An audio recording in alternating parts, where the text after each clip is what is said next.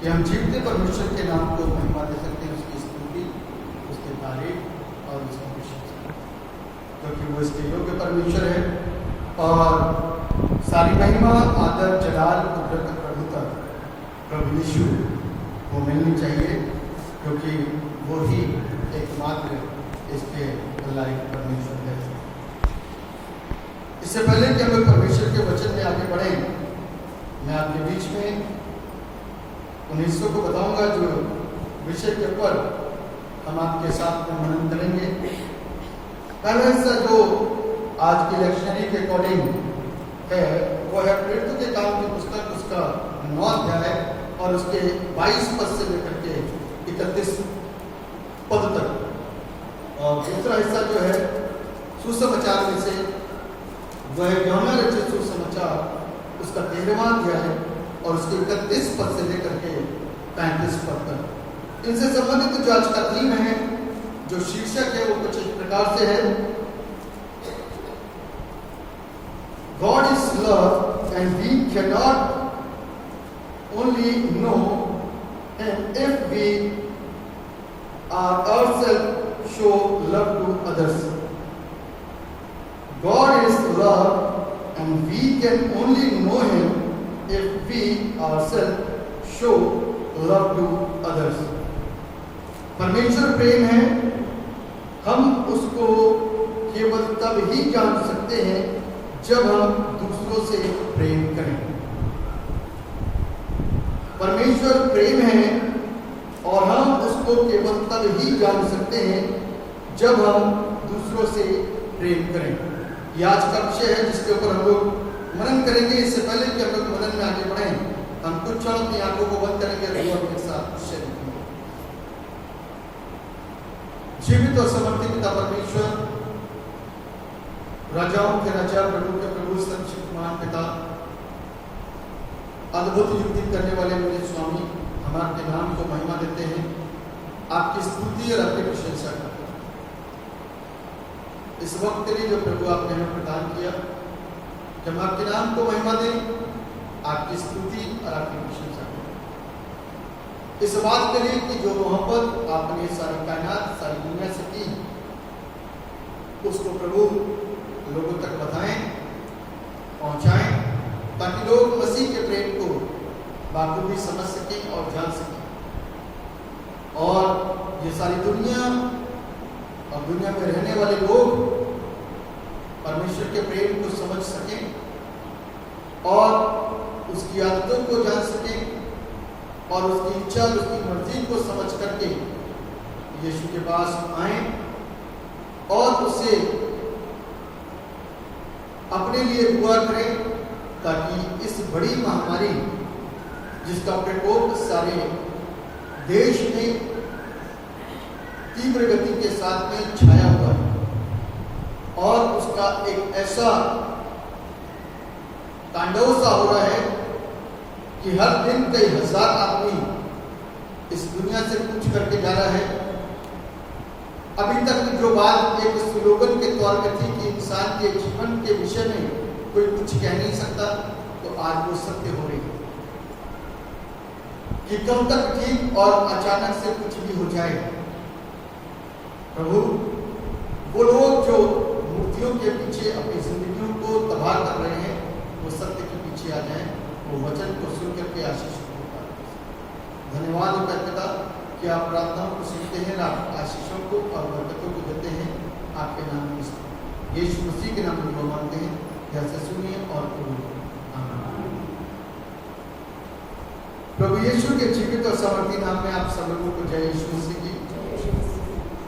अभी बड़े अच्छे सुंदर गीत गाए गए, बचा ले मेरे शहर को, बचा ले मेरे लोगों को बचाने के लिए प्रभु यीशु मसीह आज से 2000 वर्ष पहले आ चुका है और अपने खून के द्वारा उसने हमको खरीदा है। अपने खून के द्वारा उसने हमको खरीदा है। उसने अपने खून को बहाया ताकि हम जिंदगी पा सकें,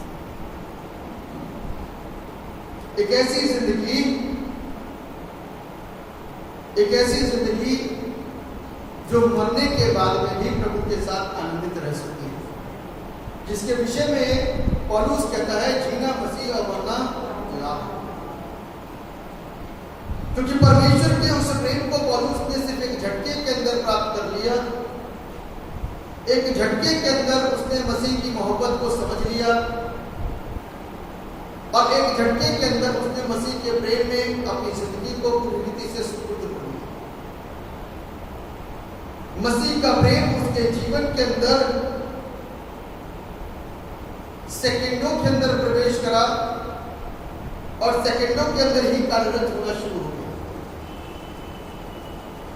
क्योंकि उसने प्रभु यीशु मसीह को अपनी इच्छा के अनुसार नहीं परंतु परमेश्वर की मर्जी के अनुसार जान पाया। क्योंकि परमेश्वर ने अपने आप को शाऊल के ऊपर रिवील किया, प्रकट किया और तब शाऊल प्रभु यीशु मसीह को जान सका। और जानने के बाद आगे हमको कहती है, निकाल लीजिए प्रेरितों के काम की पुस्तक, प्रेरितों के काम की पुस्तक उसका 9 अध्याय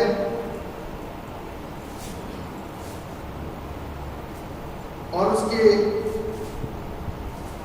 22वें पद से मैं आपके सामने पढ़ रहा हूं। लिखा, परंतु शाऊल और भी सामर्थी होता गया और इस बात का प्रमाण दे देकर कि मसीह यही है, दमिश्क के रहने वाले यहूदियों का मुंह बंद करता रहा। यीशु मसीह के प्रेम को, यीशु मसीह को उसने दमिश्क के लोगों में, जहां पर वो परवाना लेकर के आया था कि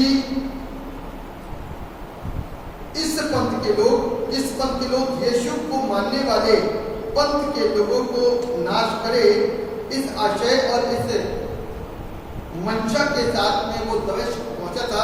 आज दमिश्क के लोगों को बाइबल बताती है कि वो उन लोगों के मुंह को बंद कर रहा है,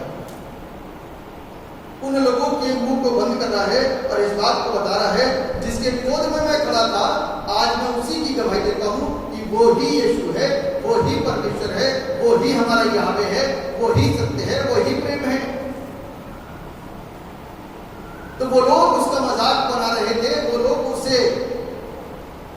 उसका उपहास कर रहे थे कि अभी तक तो तू उन लोगों को ही पकड़ने और मारने के लिए आ रहा था और अभी तक तूने यही काम किया है। आज अचानक से रातों रात तेरी जिंदगी कैसे बदल गई?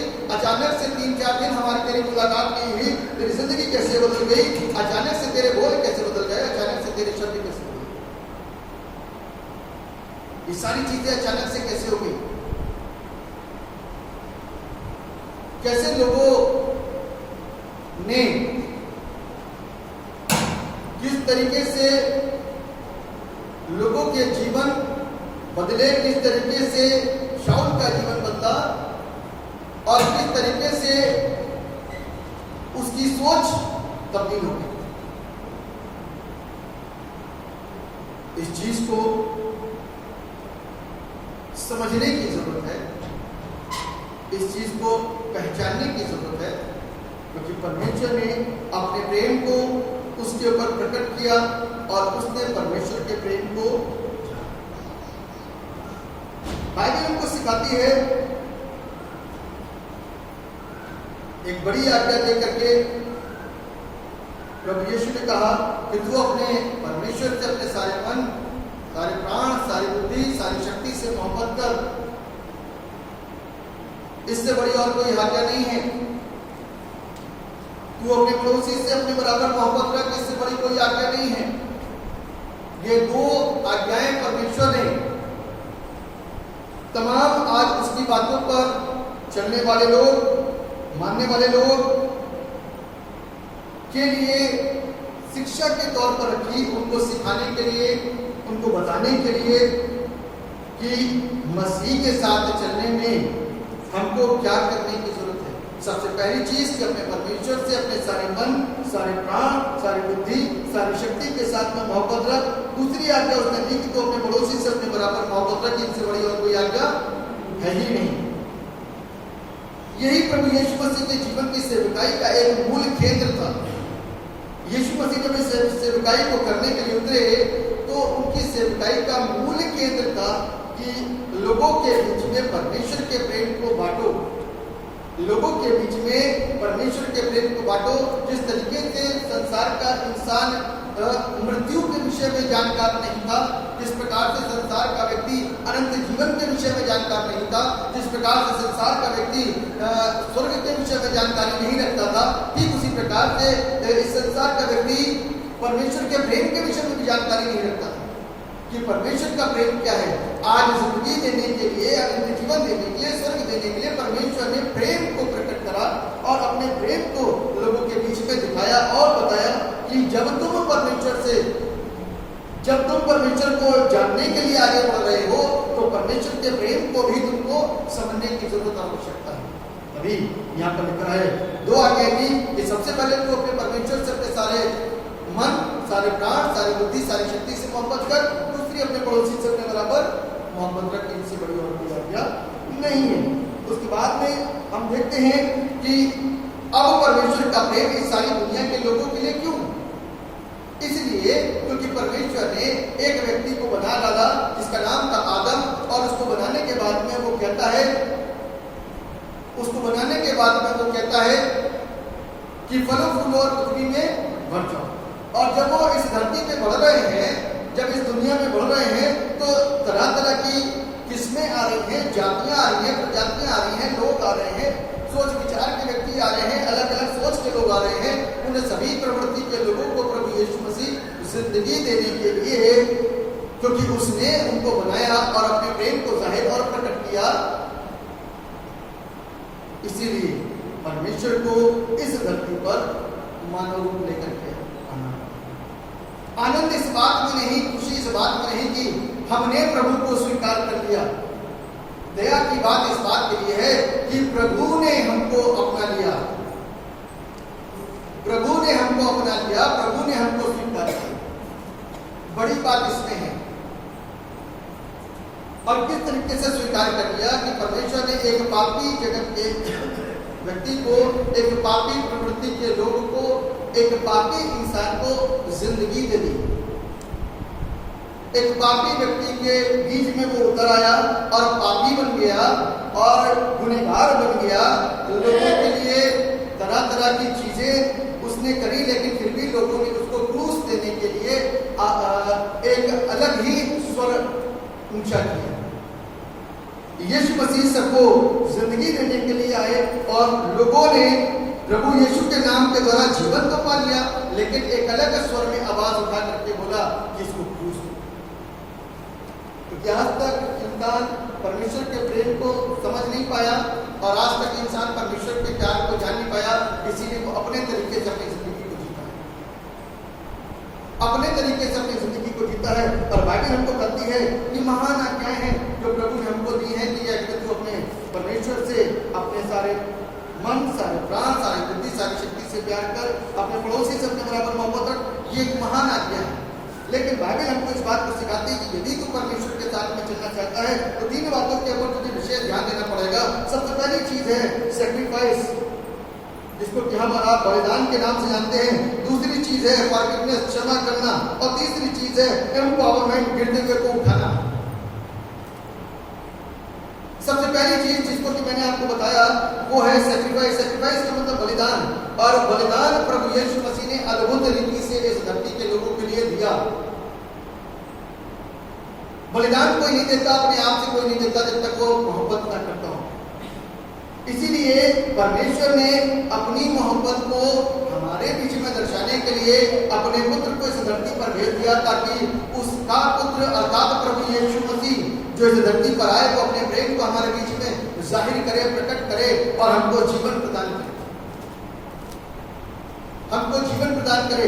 ये बलिदान है। यदि आज हम और आप इस संसार में अपने जीवन को जी रहे हैं और अपने वक्त को बिता रहे हैं तो इस बात को ध्यान रखें कि प्रेम मतलबी नहीं हो सकता। प्रेम मतलबी नहीं हो सकता, क्योंकि प्रेम में इंसान का मतलब छुपा हुआ होता है और बगैर मतलब के कभी भी वो किसी से प्यार नहीं करता। लेकिन यीशु मसीह ने जो प्यार किया वो प्यार मतलबी नहीं था, वो प्यार अलग था। प्रभु यीशु मसीह ने कभी भी हमसे और आपसे कोई पैसा नहीं मांगा, फूल नहीं मांगा, चढ़ावे नहीं मांगे, कुछ नहीं मांगा।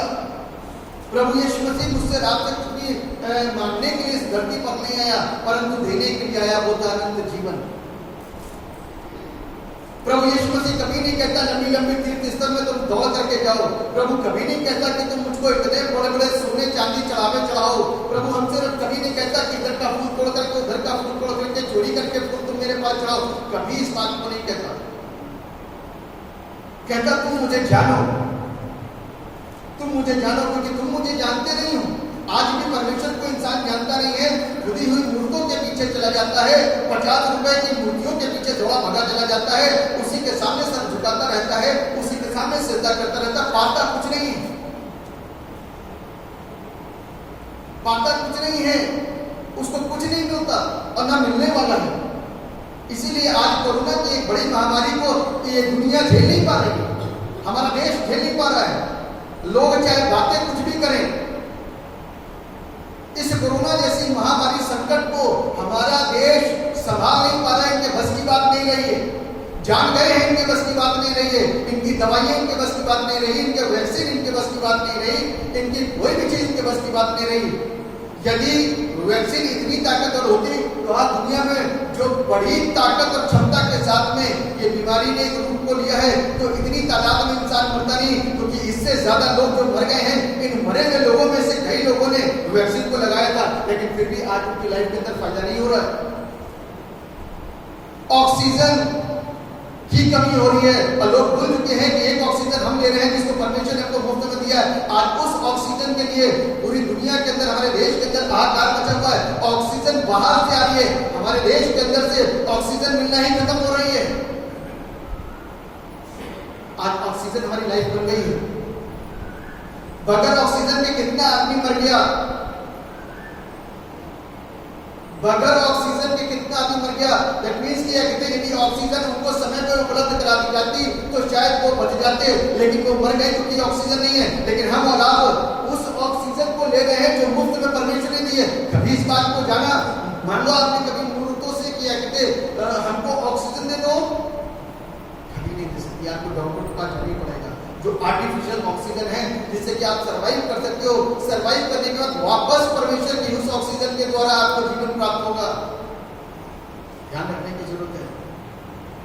प्रभु यीशु ने तो सैक्रिफाइस कर दिया, अपने आप को क्रूस पर चढ़ा दिया, अपने आप को बलिदान होने के लिए दे दिया। आज वो मुझसे और आपसे अपेक्षा करता है कि सैक्रिफाइस लाइफ जियो, बलिदान के साथ में जीवन को जियो। मतलबी जिंदगी को जीने से कोई लाभ नहीं होता। मतलबी जिंदगी को मत जियो। एक ऐसी जिंदगी जिसमें परमेश्वर के प्रति कोई भी आस्था नहीं है और वक्त पे हम अपने परमेश्वर के प्रति उस चीज को प्रकट कर देंगे, उस चीज को दिखा देंगे जिससे कि हम परमेश्वर को धोखा दे करके। इसलिए मेरे प्रियो, संसार में रिश्तों के अंदर जो मोहब्बत और प्यार है वो जमीन जायदाद सुख विलास के लिए ही है, उसके अलावा नहीं। मेरे प्रियो, यीशु जैसा बलिदान कोई नहीं कर सकता जो उसने करके दिखाया। यीशु जैसा बलिदान कोई कर नहीं सकता जो उसने करके दिखाया। यीशु ने अद्भुत बलिदान दिया, अपनी जान को कुर्बान किया, उसके अलावा किसी और ने किसी के लिए जान को कुर्बान नहीं किया है। लोग तरह तरह के सवाल करते हैं कि यीशु के अंदर क्या खूबी है। आज कलाम पाक को उठा के देखो तो खूबियां ही खूबियां दिखाई देगी। आज इस कलाम को उठा करके देखो तो खूबियां ही खूबियां दिखाई देगी, लेकिन इसको नहीं उठाएंगे। हम उस बात के ऊपर पीछे चलते हैं, कौवा कान ले गया तो कौवे के पीछे दौड़े चले जा रहे हैं। इंसान ने इस विश्वास को स्वीकार कर लिया, इंसान ने यीशु के पीछे चलना शुरू कर दिया, इंसान ने चर्च में जाना शुरू कर दिया। इस बात को जो गुमराह करके हमारे दिमागों के अंदर भर दिया और डाल दिया गया है, इस गंदी सोच को लेकर के नासमझी के साथ में हम आगे बढ़ते हैं और लोगों के साथ में सताव करते हैं। मसीहों के साथ में सताव करते हैं। आज वो सताव कहां गया? आज आपका ये प्रबलता कहां चली गई? आज हमारा अधिकार कहां चले गए? बचाओ अपने इस देश को, बचाओ अपने इस शहर को, बचाओ अपने लोगों को। आज 50-50 हजार, 20-20 हजार, 30-30 हजार लोग इंजेक्शन के लिए तैयार बैठे हैं, खर्चा करने के तैयार बैठे हैं, लेकिन जान नहीं बचा पा रहा कोई, जान नहीं बचा पा रहा। प्रॉपर्टियों को लोग बेच रहे हैं, लेकिन जान नहीं बचा पा रहा। कारण क्या है? आपके बस की कुछ नहीं रही। कारण सिर्फ यही है कि इंसान के बस की कुछ नहीं है। उस परमेश्वर के पास आ जाओ जिसने दुनिया को रचा है। उसका नाम है यीशु मसीह, उसका नाम है यीशु मसीह। उसके नाम को लेने से शर्माओ मत, उसका नाम यीशु मसीह है। आज उसके नाम को जो लेगा, यदि आपका रिश्तेदार कोरोना में है, यीशु के नाम को लेकर के दुआ कर लेना, कोरोना पेशेंट वाला बंदा बच जाएगा, जिंदगी पालेगा। ध्यान रख लेना, क्योंकि यीशु मसीह बचाने के लिए आया। दुनिया में कभी किसी ने आकर के किसी को बचाया नहीं। जान तो जरूर ले ली, लेकिन बचाया नहीं किसी को। यीशु बचाने के लिए आया, यीशु जीवन देने के लिए आया। आज ये परमेश्वर ही का प्रकोप है कि इंसान बच नहीं पा रहा। अब आप कह सकते हो कि परमेश्वर ऐसा क्यों कर रहा है, तो मैं आपको बताना चाहता हूं कि परमेश्वर ऐसा क्यों कर रहा है, क्योंकि कलाम पाक के अंदर कह दिया है कि तुमने अपने लिए इतनी चीजों को बना लिया है और उस ईश्वर के पीछे तुमने पीठ कर ली है। आज उस ईश्वर को जानने के लिए तुमको यीशु के पास आना पड़ेगा, वरना दुनिया की कोई ताकत मृत्यु की इस बड़ी संख्या को रोक नहीं सकती। ऑक्सीजन भी आ जाएगी तो भी कुछ नहीं होगा। सिर्फ एक ही है, उसका नाम यीशु है, सिर्फ वो ही बचा सकता है। इसलिए बाइबल के अनुसार हमको सत्य परमेश्वर को जानने की जरूरत और आवश्यकता है। दूसरी बात है फॉरगिवनेस, क्षमा करना। बाइबल हमको बताती है जब यीशु मसीह क्रूस पर लगे हुए थे,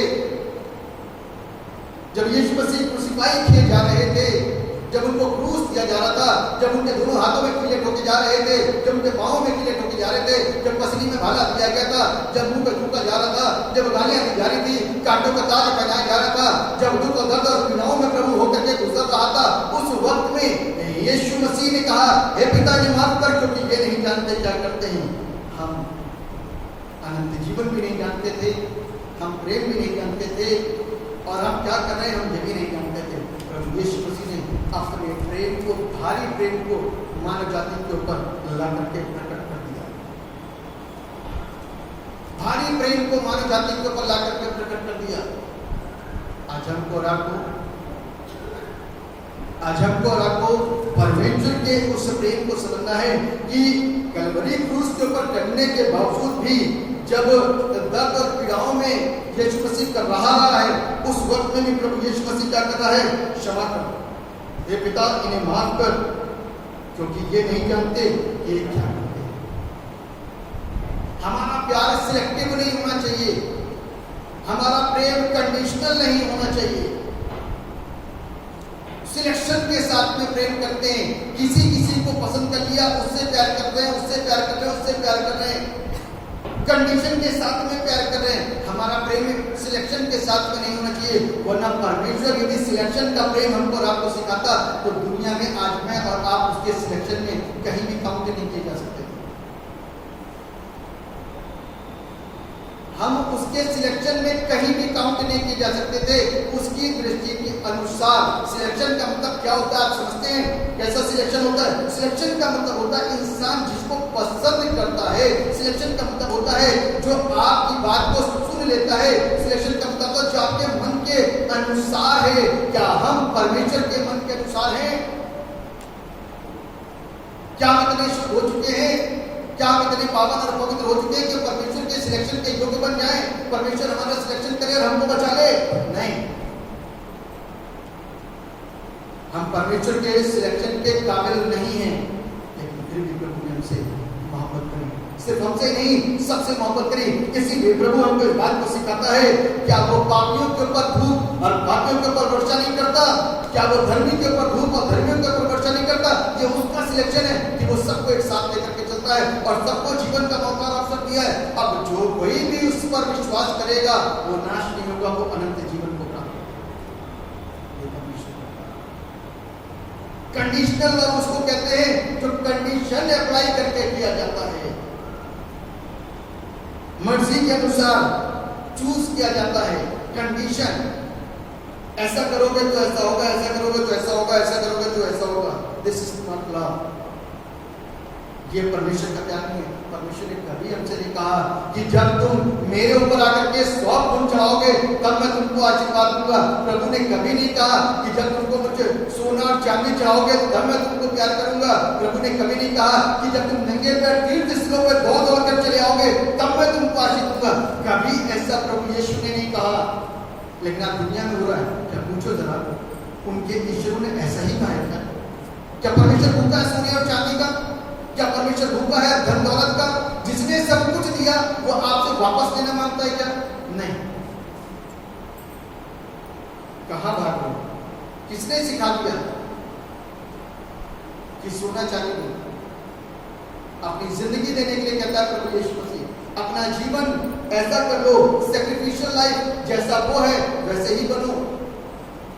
अपना जिंदगी ऐसा जियो जिसमें कि हम दूसरों को क्षमादान दे सकें, कष्टों में भी रह करके क्षमादान दे सकें। यीशु मसीह उस समय पीड़ा में होकर के गुजरे थे, लेकिन सबको जेलों से लेकर के और उसके सताने वाले और रोमी सल्तनत और तमाम लोगों तक को भी उसने क्षमादान दे दिया।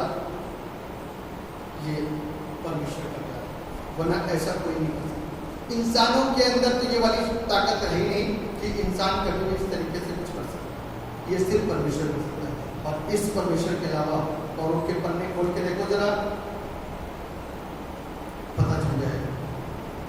पता चल जाएगा, सबके पन्ने खोल के देखो पता चल जाएगा। और इसके पन्ने खोल के देखो कि परमेश्वर ने कितना प्यार किया है तो पता चल जाएगा।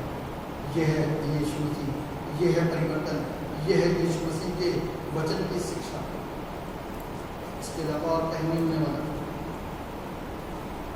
इसलिए यीशु सबसे यूनिक है। मैं YouTube चैनल देख रहा था, उसमें जो यीशु के नाम का प्रचार कर रहे लोग उनको भले दे रहे, क्या है यीशु में इतना अलग? तो मैं भाई आपको बताना मांगता हूँ कि यीशु इसलिए डिफरेंट है, जीवन बांटता है आपके पास में कहीं से जीवन तो ला करके दिखा देना कि हाँ हमारे तरफ से भी लोगों ने जीवन बांटा है। यीशु ने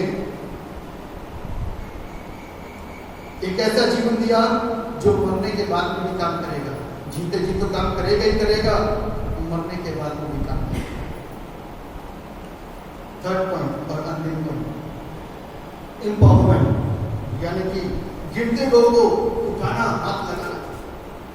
दो प्रकार से इंसान गिर जाता है, सामाजिक तौर से गिरता है और आत्मिक तौर पे गिरता है।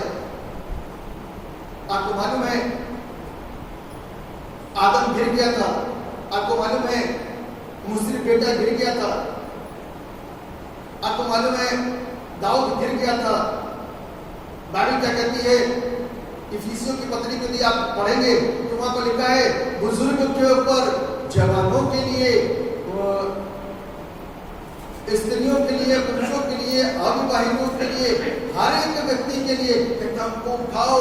कहता जो निर्बल है उनको उठाओ, जो खाने पीने में वाली बात करते उनको उठाओ, जो विश्वास में कमजोर और निर्बल है उन लोगों को उठाओ। एम्पावरमेंट, उनको ताकत दो और उनको वचन से क्या करो? उनको उत्साहित करो, उनको वचन से उत्साहित करो ताकि उनके जीवन के अंदर वो सामर्थ आ सके, उनके जीवन के अंदर वो शक्ति आ सके और उनके पास में वो सच्चाई आ सके जिससे कि वो उठ सके। क्योंकि गिरते हुए को उठाना बहुत जरूरी था, वरना वो गिरा ही रहेगा। बीमार व्यक्ति के लिए दवाई लगनी बहुत जरूरी है, वरना वो मर जाएगा। आज कोरोना पेशेंट लोग हैं हॉस्पिटल्स में क्यों जा रहे हैं? ताकि वो बच सके। आज वो लोग जो गिर रहे हैं आत्मिकता और सामाजिकता के अंदर, यदि आप उनको हाथ नहीं लगाओगे तो उनको कोई नहीं जाएगा कि वो गिरे ही दिखाई देंगे। ध्यान रखिए, बाइबल हमको बताती है गिरे को वचन के द्वारा,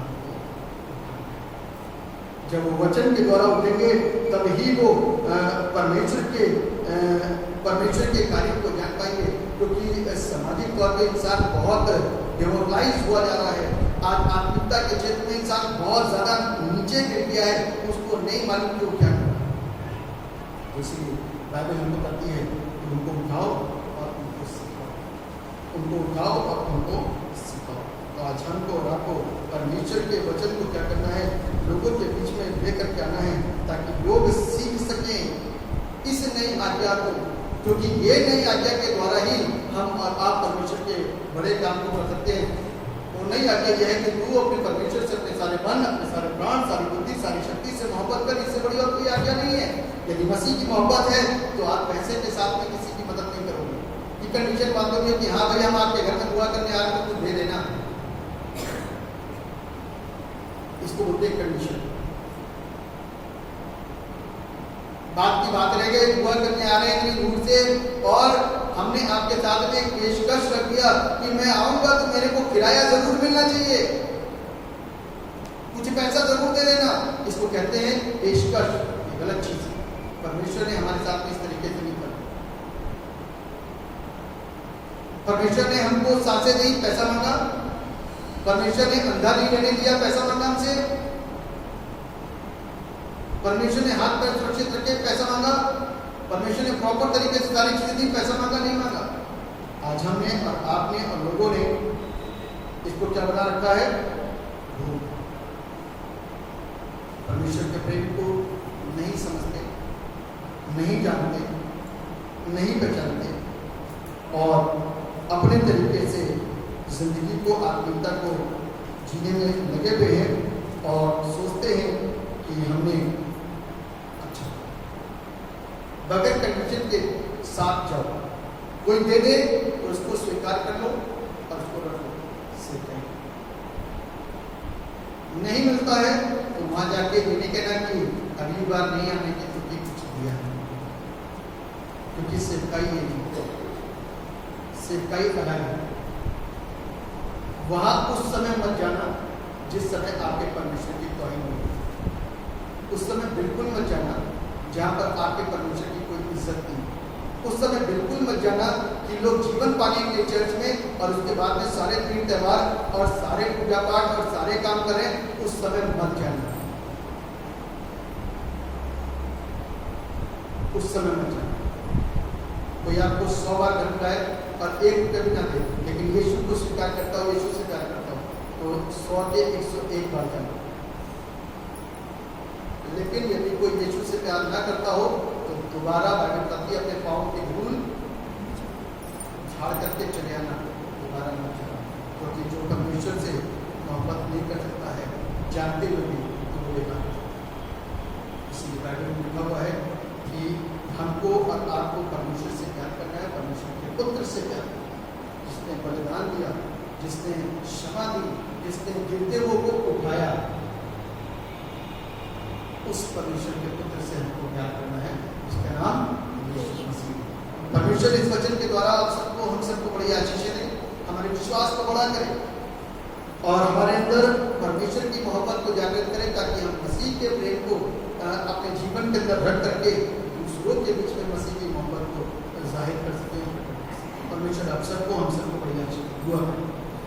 जीवित और समर्पित पिता परमेश्वर, राजाओं के राजा, प्रभु के प्रभु, सर्वशक्तिमान पिता, आपकी स्तुति और आपकी तारीफ और आपकी प्रशंसा करते और दुआ करते हैं यीशु की कि आप सब पर अपनी करुणा करें, हर एक पर अपनी दया करें, ताकि हर एक जीवन प्रभु यीशु आपके नाम के द्वारा आशीषित किया जाए, आपके नाम को महिमा मिले, आपकी तारीफ और आपकी प्रशंसा।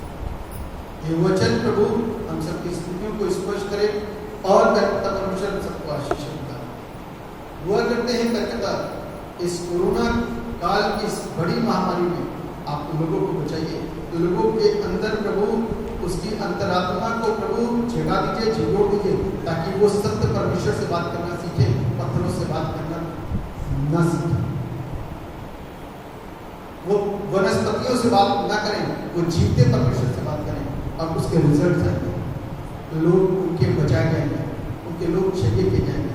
यीशु के पास आकर के उससे माफी मांगे और तब प्रभु यीशु उनको आजाद करेगा और अपने इस क्रोध को जो उसी की तरफ से उसको शांत करेगा। क्योंकि जब वो जीवन देना जानता है तो जीवन लेने का अधिकार और जीवन लेना भी जानता है।